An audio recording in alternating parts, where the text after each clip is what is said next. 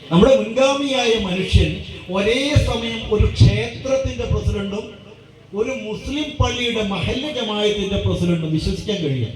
1949 July 20 നമ്മുടെ മുട്ടിൽ ടൗണിന്റെ മധ്യത്തിലുള്ള മുസ്ലിം പള്ളിയുടെ പ്രസിഡന്റായി തെരഞ്ഞെടുക്കപ്പെടുന്നത് സാക്ഷാൽ രാധാ ഗോപി മേനോൻ എന്ന് പറയുന്ന മനുഷ്യനാണ്.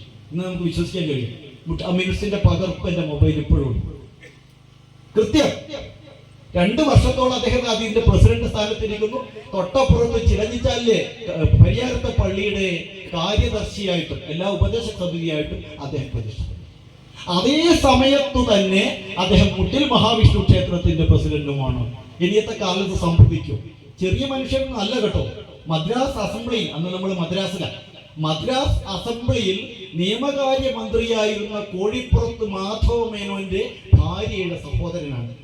കൈക്കുഞ്ഞുമായി ജയിലിൽ പോയ സാക്ഷാൽ കുട്ടിമാളു അമ്മയുടെ, കേരളത്തിലെ സ്വാതന്ത്ര്യ സമര സേനാനികളിൽ ശ്രദ്ധേയ വനിതയാണ് കുട്ടിമാളു അമ്മ.